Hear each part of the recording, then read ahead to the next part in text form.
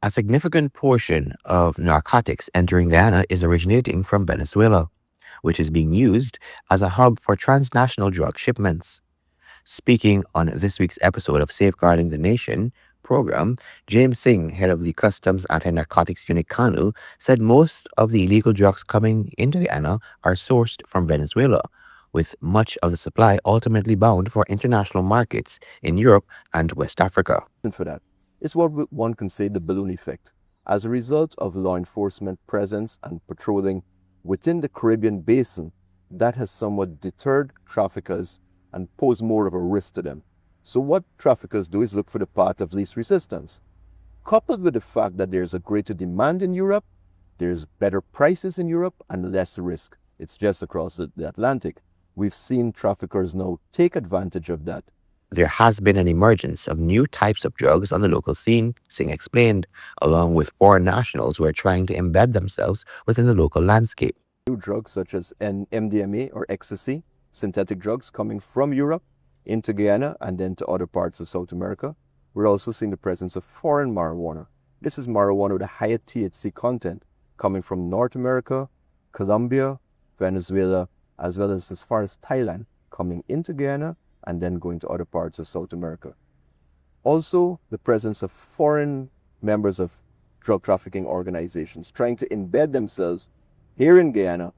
Recently, we've seen numerous foreign members held alongside Guyanese outside of Guyana with large amounts of cocaine. Again, this is an indication that they're trying to establish somewhat of a presence here. There has been an increase in the modes of shipment, Singh explained. We're seeing low-flying aircraft coming into our territory. We're seeing maritime vessels coming. We're seeing the contamination of containers after they've left Guyana, as well as the construction of low-profile vessels, not to mention semi-submersibles. The routes.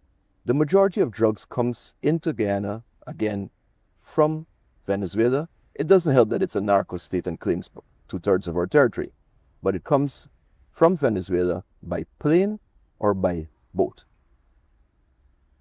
for the tranship. Some is remaining here, and as I said, some is transshipped, the majority being transshipped to other territories. CANU has been working with its regional and international partners, which is key to the fight against drug trafficking. And these partnerships are not just for training, but joint operations, sharing of information. In addition to that, CANU is part of several multinational law enforcement working groups. The CCOP program, funded by the European Union, deals with maritime and containerized cargo. We're members of the United Nations UNODC program. We're also members of a group called the Trans-Regional Intelligence Group. Again, these are multinational bodies which meet on a regular basis to share information, conduct joint operations.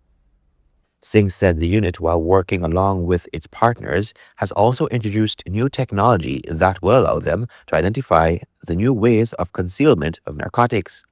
The Customs Anti-Narcotics Unit is mandated by the government of Guyana, combats the narcotic drug trade by detecting and seizing narcotic drugs, detaining narcotic drug traffickers, and seizing narcotic drug trafficking proceeds by maintaining an effective presence at all ports of entry and exit. Colin Abrams, Guyana TV9 News.